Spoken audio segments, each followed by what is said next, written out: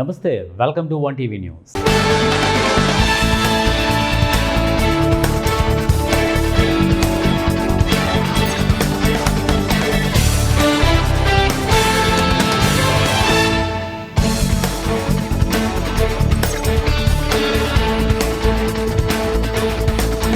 కాకినాడ జిల్లా గండేపల్లి మండలం రామయ్యమ్మపాలెం గ్రామం నుండి సింగరంపాలెం గ్రామానికి నేటి ఉదయం వరికోత మిషన్ను ఐచర్ వ్యాన్పై తరలిస్తుండగా విద్యుత్ షాక్కు గురై ఇద్దరు అక్కడికక్కడే మృతి చెందారు.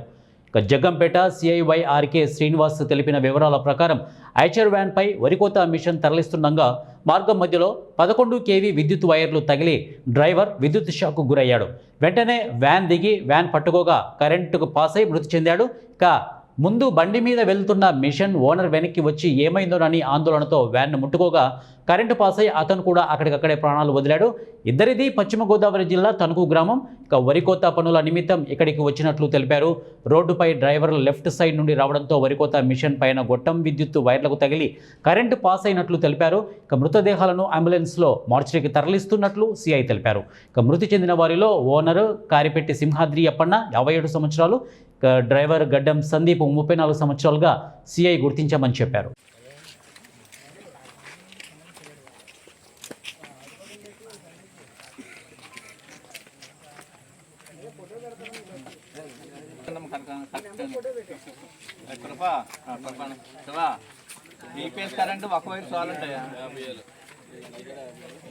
కర్నూలు జిల్లా ఎమ్మిగనూరులో మెడికల్ కాలేజీల ప్రైవేటీకరణకు వ్యతిరేకంగా ఈ నెల 12న చేపట్టనున్న ప్రజా ఉద్యమ పోస్టర్ను వైఎస్ఆర్సీపీ నియోజకవర్గ సమన్వయకర్త ఎర్రకోట రాజీవ్ రెడ్డి, రాష్ట్ర కార్యదర్శి ఎర్రకోట జగన్మోహన్ రెడ్డిలు ఆవిష్కరించారు.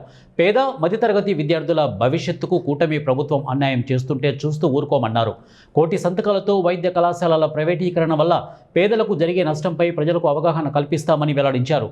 ప్రైవేటీకరణ నిర్ణయాన్ని ఉపసంహరించుకొని మెడికల్ కాలేజీల నిర్మాణంకు నిధులు మంజూరు చేసేదాకా ఉద్యమం ఆగదని అన్నారు.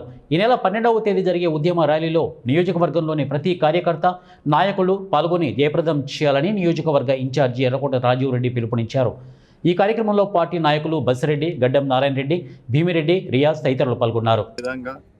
ఈరోజు ఒక పోస్టర్ ఓపెన్ చేయడం జరిగింది.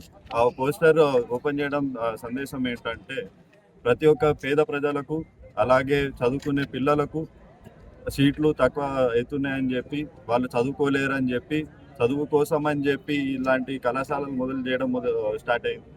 ఆ స్టార్ట్ అయిన కళాశాలని ఈరోజు చంద్రబాబు నాయుడు గారు, మన సీఎం గారు బంద్ చేయడం జరుగుతోంది. అది ఎట్టి పరిస్థితుల్లో జరగకూడదు. ఆ గవర్నమెంట్ ఆర్డర్ని క్యాన్సిల్ చేయాలనే ఒక ఉద్దేశం మేరకు మేము ఇప్పుడు 12వ తారీఖు పెద్ద ఎత్తున ర్యాలీ చేయడం చేస్తున్నాము. ప్రతి ఒక్కరు వైఎస్ఆర్ కుటుంబీకులందరూ, వైఎస్ఆర్ పార్టీకి ఉన్న ప్రజలందరూ ఆ రోజు వచ్చి విజయవంతం చేసి ఈ గవర్నమెంట్ ఆర్డర్ని ఏదైతే ప్రస్తుతం ఉన్న కూటమి ప్రభుత్వం ఇచ్చిందో దాన్ని క్యాన్సిల్ చేసి మన పేదవాళ్ళను, మన పేద ప్రజలను ఇక్కడున్న నియోజకవర్గంలో కాపాడుకోవాలని చెప్పి ఇది ఒక ఉద్యమం లాగా మొదలైంది. ఈ ఎట్టి పరిస్థితిలో ఈ ఉద్యమం అయితే ఆగదు కూడా. గవర్నమెంట్ ఆర్డర్ క్యాన్సిల్ చేసి ఎప్పుడైతే ఈ కూటమి ప్రభుత్వం నిధులు విడుదల చేస్తుందో ఆ రోజున కర్నూలు జిల్లా ఎమ్మిగనూరులోని ఫుట్బాల్ క్రీడాకారులకు వైఎస్ఆర్సీపీ కర్నూలు పార్లమెంటు సమన్వయకర్త బుట్ట రేణుక, బుట్ట ఫౌండేషన్ అధినేత నీలకంఠ పాల్ షూస్, ఫుట్బాల్ కిట్లు పంపిణీ చేశారు. ఈ సందర్భంగా బుట్ట రేణుక మాట్లాడుతూ క్రీడాకారులకు తమ వంతుగా ఎల్లప్పుడూ సహాయ సహకారాలు అందిస్తామన్నారు. గతంలో కర్నూలు ఎంపీ, ఎమ్మిగనూరు ఎమ్మెల్యే సీటును తాను అడగలేదని, మా నాయకుడు వైఎస్ జగన్మోహన్ రెడ్డి పోటీ చేయమని ఆదేశిస్తేనే పోటీ చేశామని, అలాగే వైఎస్ జగన్మోహన్ రెడ్డి ఏ ఆదేశం జారీ చేస్తారో దానికి కట్టుబడి పనిచేస్తామని వారు తెలియజేశారు. పార్టీ నిర్ణయాన్ని గౌరవిస్తూ ప్రతి వైసీపీ కార్యకర్త ఎమ్మిగనూరులో పార్టీ పటిష్టతకు సమన్వయం పనిచేయాలని బుట్ట రేణుక పిలుపునిచ్చారు. నాకు ఎంపీ సమన్వయకర్తగా ఇవ్వడం జరిగింది. సో నేను ఎప్పుడు ఏది అడగలేదు, మరీ ఇన్సిస్ట్ చేసి చెప్తున్నాను మీకు అందరికీ కూడా. మరొక్కసారి చెప్తున్నాను, ఆ రోజు నేను ఎమ్మెల్యే పదవి అడగలేదు, ఈరోజు నేను ఎంపీగా ఇన్ఛార్జ్ అడగలేదు. జగన్ అన్న నా పైన ఉన్న ఒక అభిమానంతో నాకు ఏదైతే పదవి ఇస్తున్నారో ఆ పదవిని నేను సక్రమంగా ముందుకు తీసుకెళ్ళి ఆ పదవికి నేను న్యాయం చేసే విధంగా పనిచేస్తానని మటుకు మీ అందరికీ తెలియజేస్తాను. అయితే చిత్తూరు జిల్లా గంగాధర నెల్లూరు నియోజకవర్గంలో కార్వేటి నగర్ మండలం చౌటూరు గ్రామంలో తుఫాన్ కారణంగా ఇల్లు కోల్పోయిన జ్ఞానమ్మకు ప్రభుత్వ whip GD Nellore MLA doctor R Thomas 50,000 రూపాయల చెక్కును ఆర్థిక సహాయంగా అందించారు. ఈ సందర్భంగా ఆయన మాట్లాడుతూ ఇటీవల తుఫాన్ కారణంగా ఇల్లు కోల్పోయిన జ్ఞానమ్మకు ప్రభుత్వం తరపు నుండి 50,000 రూపాయల చెక్కును అందించడం జరిగిందని అన్నారు. అదేవిధంగా ఎన్టీఆర్ గృహ నిర్మాణ పథకం ద్వారా 2,90,000 రూపాయలను త్వరలోనే అందిస్తామని బాధితురాలికి భరోసా కల్పించి హామీ ఇచ్చారు. గ్రామంలో నెలకొన్న సమస్యలను స్థానికులు ఎమ్మెల్యే దృష్టికి తీసుకువచ్చారు. ఆయన వెంటనే స్పందిస్తూ త్వరలోనే పరిష్కరిస్తామని హామీ ఇచ్చారు. ఈ కార్యక్రమంలో మండల అధ్యక్షులు చెంగల్రాయ యాదవ్, సింగిల్ విండో అధ్యక్షులు జనార్దనరాజు, ఎమ్మెల్యే సోదరుడు రాజా, టీడీపీ నాయకులు మురళీరాజు, నియోజకవర్గం ఎస్సీసీఎల్ ప్రధాన కార్యదర్శి కుమార్ తదితరులు పాల్గొన్నారు. తీసుకెళ్ళి ఖచ్చితంగా వీళ్ళకి ఆర్థిక సహాయం చేయాలని చెప్పేసి నేను కలెక్టర్ గారిని రిక్వెస్ట్ చేయడం జరిగింది. కలెక్టర్ గారు ఇమీడియట్గా నేను పెట్టిన రిక్వెస్ట్కు స్పందించి అక్కడ నుంచి ఇన్స్పెక్షన్ టీం వచ్చి ఇక్కడ ఇన్స్పెక్షన్ చేసి ఇమీడియట్గా 50,000 ఆర్థిక సహాయం మనం గవర్నమెంట్ ఆఫ్ ఆంధ్రప్రదేశ్ ద్వారా ఉమ్మడి కుటుంబ ప్రభుత్వం ముఖ్యమంత్రి గారి ఆదేశాల మేరకు 50,000 వీళ్ళకి ఇవ్వడం జరిగింది. దీంతో ఆగకుండా డిస్టిక్ ద్వారా, చిత్తూరు డిస్టిక్ ద్వారా ఇంకొక 90,000 ఆర్థిక సహాయం వీళ్ళకి మనం ఇస్తున్నాము. ఇది కాకుండా గవర్నమెంట్ ఆఫ్ ఆంధ్రప్రదేశ్ ముఖ్యమంత్రి ఆదేశాల మేరకు 2,35,000 కూడా ఇల్లు కట్టుకోవడానికి కూడా తొందరలోనే ఈ డబ్బులు కూడా శాంక్షన్ చేస్తాము. సో ఒక 50,000, ఒక 90,000, ఒక 2,35,000 ఇవన్నీ కూడా మన జ్ఞానమ్మకి చౌటూరు గ్రామానికి వాళ్ళ ఇంటికి ఇస్తున్నాము. సో తొందరగా వాళ్ళు గుడిసెల నుంచి పూరి ఇల్లు వదిలేసి వాళ్ళకి మంచిగా ఆర్సీసీ స్లాబ్ వేసి మంచిగా ఇల్లు కట్టుకోవాలి. దానికి లోకల్గా ఉండే నాయకులందరూ కూడా సపోర్ట్ చేసి ఆ మిగతా డబ్బులు కూడా ఆవిడకి చేరేటట్టుగా చేస్తాము.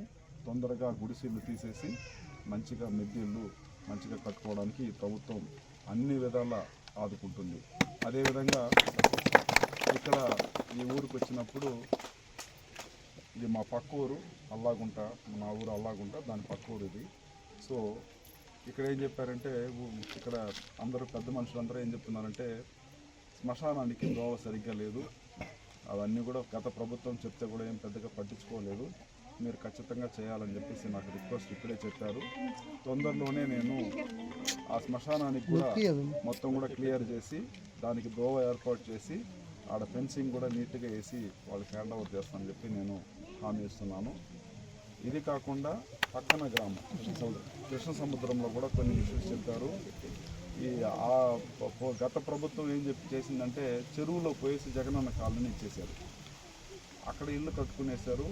రోడ్లో మొత్తం కూడా చెరువు నీళ్ళు అంతా కూడా వచ్చేసాయి.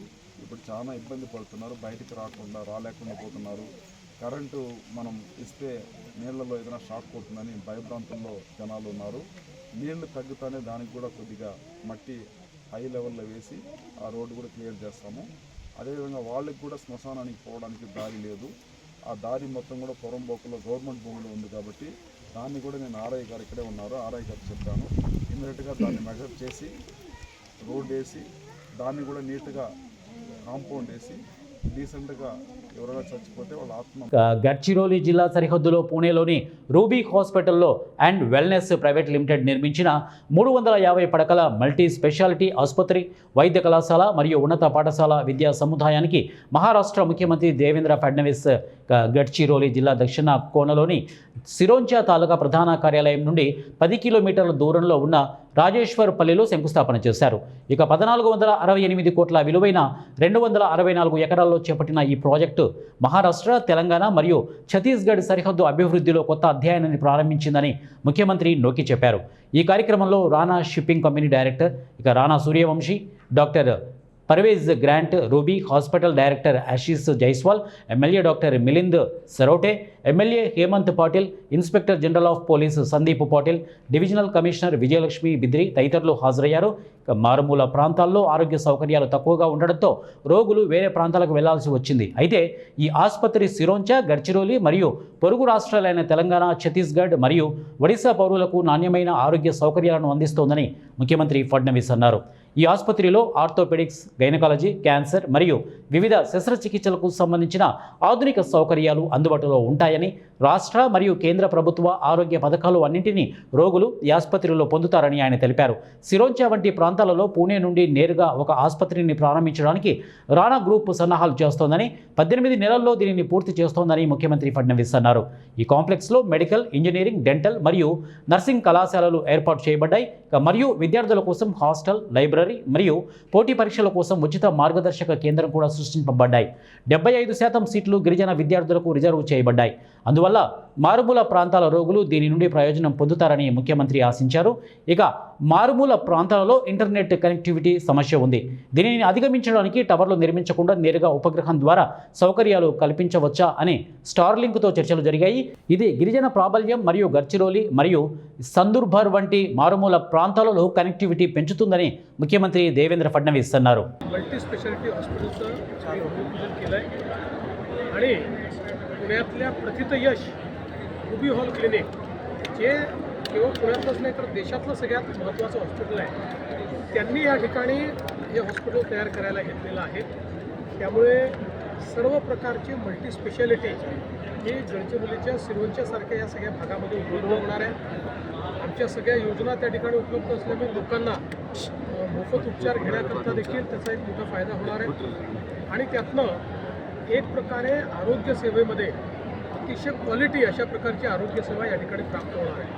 त्यासोबत इथे एक राणा सूर्यवंशी जे आहेत ते एक मेडिकल कॉलेज, एक नर्सिंग कॉलेज आणि एक शाळेचं संकुल हे देखील तयार करत आहेत. एक प्रकारे या भागातल्या ज्या आमच्या ग्रामीण भागातल्या आमच्या मुली आहेत यांना या नर्सिंग कॉलेजच्या माध्यमातून मोठा फायदा होईल. त्यांना त्या ठिकाणी शिक्षणही घेता येईल, रोजगाराची संधी देखील मिळेल आणि आमचा जो प्रयत्न आहे गडचिरोलीच्या विकासाचा आणि गडचिरोलीला देशाचं स्टील हब करण्याचा, त्याच्यामध्येही या प्रकल्पाची एक मोठी मदत आम्हाला होणार. शरद पवार अकोल्यात होते आणि ते म्हणाले की पार्थ पवारांवर गुन्हा का दाखल झाला नाही ते सीएम नाही. मी त्याचं अगदी स्पष्टपणे कारण सांगितलेलं आहे की हा FIR आहे. FIRचा अर्थ असतो first information report. First information रिपोर्टमध्ये जे सिग्नेटरीज असतील, जे वेंडर्स असतील, ज्यांनी मान्यता दिल्या असतील त्यांच्यावरच गुन्हा दाखल होतो.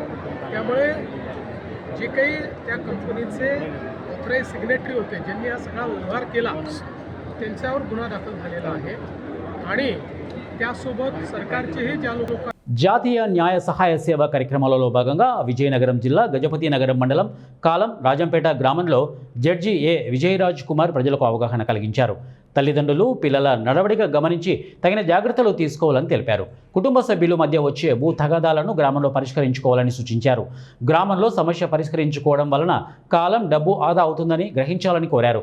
గ్రామంలోని పరిష్కారం కాని సమస్యలు ఉంటే ముందు పోలీస్ స్టేషన్కు, ఆ తర్వాత కోర్టుకు రావాలని తెలిపారు. ఈ కార్యక్రమంలో గ్రామ సర్పంచ్ గేదెల ఈశ్వరరావు, ఎస్ఐ కిరణ్ కుమార్ నాయుడు, న్యాయవాది సాయి శేఖర్ తదితరులు పాల్గొన్నారు. 4-5 సంవత్సరాలు లేదా 6 సంవత్సరాలు, 2 సంవత్సరాలు, 3 సంవత్సరాలు కోర్టు చుట్టూ తిరుగుతూనే ఉన్నారు. దానివల్ల మనం ఒకసారి కేసు వేయడానికి అది మీకు శిక్ష పడవచ్చు, మనకు పడవచ్చు, మనకు శిక్ష పడకపోవచ్చు. అది కేసు సంబంధించిన ఫ్యాక్ట్స్, వాస్తవ విషయాల ద్వారా ఉంటుంది కాబట్టి. కానీ ఈ 4-5 సంవత్సరాలు మీరు కోర్టులు తిరిగిన సమయం మీకు ఎవరు ఇవ్వలేదు. అది మనం ఎప్పుడు మనం గుర్తుపెట్టుకోవాలి. మనం కోర్టుకి తిరుగుతున్నామంటే, లేదంటే పోలీస్ స్టేషన్ తిరుగుతున్నామంటే దానివల్ల ఏమవుతుందంటే ఆ రోజు జీవితం మనకు కోల్పోయినట్టే. మనం అంటే ఇప్పుడు ఆస్తి గురించి తిరిగితే ఒక అర్థం ఉంది. ఎందుకంటే ఈరోజు భూమి విలువ 10,000 ఉండొచ్చు, 5 సంవత్సరాల తర్వాత కేసు తిరిగి వచ్చినా మనకి ఫేవర్కి వచ్చినా ఆ రోజు భూమి విలువ 1,00,000 రూపాయలు ఉండొచ్చు. భూమి విలువ పెరుగుతుంది కానీ తరగదు. కానీ కొట్లాట, చిన్న చిన్న విషయాలకి కొట్లాట, చిన్న చిన్న విషయాలకి కుటుంబ సమస్యల్లో కూడా గొడవలు ఆడుకుని పోలీస్ స్టేషన్కి వెళ్ళి అక్కడ కేసు రిజిస్టర్ అయినాక మళ్ళీ కోర్టుకు వచ్చి కోర్టు డ్యూటీ ఒక 5-6 సంవత్సరాలు తిరుగుతున్నారు. దానివల్ల ఏమవుతుంది, మీ వ్యక్తిగత జీవితం మీరు ప్రశాంతంగా జీవించాల్సిన ఒక 5 సంవత్సరాలు 6 సంవత్సరాలు కోల్పోతున్నారు. కాబట్టి మనకి ఏదైనా సమస్య వచ్చినప్పుడు సాధ్యమైనంత వరకు మీ గ్రామంలో పెద్దల ద్వారా పరిష్కరించుకోవడానికి ప్రయత్నం చేయండి. దానివల్ల ఏమవుతుందంటే మీకు మిగతా రోజులు, ఆ రోజు మీకు బాధ ఉండొచ్చు, ఆ రోజు మనకు చిన్న అన్యాయం జరిగి ఉండొచ్చు అని ఒక భావన ఉంటుంది. కానీ 2-3 రోజుల తర్వాత మనం మర్చిపోతాం, మన పనుల్లో మనం యథావిధిగా మనం నిమగ్నం అయిపోతాం. కాబట్టి దానివల్ల మనకు సమస్య ఉంటుంది. లేదా మీరు ఒకసారి స్టేషన్కి పోయారనుకోండి, ఆటోమేటిక్గా అది కేసు రిజిస్టర్ చేయడం జరుగుతుంది. ఆ కేసు రిజిస్టర్ చేసినాక ఇరుపక్షాల వారికి కూడా కోర్టులో కేసు ఛార్జ్షీట్ ఫైల్ చేస్తారు. దానివల్ల మీకు నోటీసులు వస్తాయి. మీరు ఒక 10 సార్లు 15 సార్లు లేదంటే ఒక 100 వాయిదాలు 200 వాయిదాలు తిరగాల్సి వస్తుంది. దానివల్ల రకరకాల పరిస్థితులు ఉంటాయి, కఠిన పరిస్థితులు ఉంటాయి. కాబట్టి మీరు అందరూ గుర్తుపెట్టుకుంటుందంటే సాధ్యమైనంత వరకు గొడవలకు వెళ్ళకుండా చూసుకోండి. ఏమన్నా ఇబ్బందికర పరిస్థితులు ఉంటే సాధ్యమైనంత వరకు మీ పెద్దల ద్వారా పరిష్కరించుకోండి. హంబల్ రిక్వెస్ట్ ఏంటంటే ఎటువంటి గ్రామంలో ఎటువంటి సమస్య ఉన్నా అది రాజకీయ పార్టీలు కాదు, మనందరిది కూడా. మీ గ్రామంలో ఎటువంటి చిన్న సమస్య ఉన్నా చదువుకున్న వారు కానీ ఎవరైనా స్పందించవచ్చు. మీరు రాతపూర్వకంగా మీరు రాసిచ్చినట్టయితే అది కలెక్టర్ వారికి కానీ లేదంటే లోకల్ తహసీల్దార్కి కానీ లేదంటే పోలీసు వారికి కానీ లేదంటే కోర్టు ఎవరు రాసిచ్చినా సరే మీ గ్రామంలో ఎటువంటి సమస్య ఉన్నా సరే సమస్యల గురించి మనం ప్రశ్నించకపోతేనే అది ఇంకా సమస్యగా మిగిలిపోతుంది. ఎమ్మెల్యే పట్టించుకోవట్లేదు, ఎంపీ పట్టించుకోవట్లేదు అంటే మాత్రం అది అవ్వదు. మీ సమస్య మీద పోరాడాల్సింది మీరే. అనుకుంటాం ఆ సమస్య ఉంది, ఆ పార్టీ వారు పట్టించుకోవట్లేదు, ఈ పార్టీ వారు పట్టించుకోవట్లేదు అంటాం. కానీ ఆ సమస్య గురించి మనం ఏం చేస్తున్నాం అనేది కూడా మనకు ముఖ్యం. సమస్య గురించి మీరు పట్టించుకుంటే మీకేమవుతుంది, నాకెందుకులే అని మనం అనుకుంటాం. ప్రతిదానికి కూడా ప్రతి విషయానికి కూడా నాకెందుకులే అనుకుంటున్నాం. కాబట్టి ఇంకా మనకి అలా సమస్యలు పెరుగుతున్నాయి తప్పితే తరగట్లేదు. కాబట్టి మీ ఇంట్లో పిల్లలు ఉంటారు, చదువుకునే పిల్లలు ఉంటారు, డిగ్రీ లేదా ఇంటర్ చదువుకుంటారు, 10th వాళ్ళు కంప్లైంట్ రాయమంటే వాళ్ళు నీట్గా రాసిస్తారు. ఇది మా గ్రామంలో ఈ సమస్య ఉంది, మా గ్రామంలో ఈ రోడ్లు బాగాలేదు, లేదా డ్రైనేజ్ బాగాలేదు, లేదంటే రకరకాల సమస్యలు ఉన్నాయి. ఎందుకంటే ప్రతి గ్రామంలో ఉండే సమస్యలు, ఆ సమస్యలు పరిష్కరించే సత్తా కూడా గ్రామస్తులదే. గ్రామస్తులందరూ కలిసికట్టుగా ఉంటే పెద్ద ఎటువంటి సమస్యని ఈజీగా రిజాల్వ్ చేసుకోవచ్చు. కాబట్టి మీరందరూ కూడా మీ గ్రామంలో సమస్యల్ని ఒక కంప్లైంట్ ద్వారా మీరు కలెక్టర్ వర్గ స్పందన కార్యక్రమం, ప్రతి సోమవారం జరిగే స్పందన కార్యక్రమంలో మీరు ఇచ్చినట్టయితే ఒకరోజు జరగకపోవచ్చు, 2వ రోజు జరగకపోవచ్చు, డెఫినెట్గా కొన్నిసార్లు వేరంగా వెంటనే స్పందించడం జరుగుతుంది, కొన్నిసార్లు వెంటనే స్పందించకపోవడం జరుగుతుంది. అలాగని మనం సమస్యను వదలకూడదు, ఆ సమస్యని రిజాల్వ్ చేసేదాకా మనం ఫైట్ చేయాలి. కాబట్టి మీరందరూ ఇవి బులెటిన్ అప్డేట్స్. నెక్స్ట్ బులెటిన్లో కలుద్దాం. Until then keep watching 1 TV news. ప్రతిక్షణం ప్రజల పక్షం.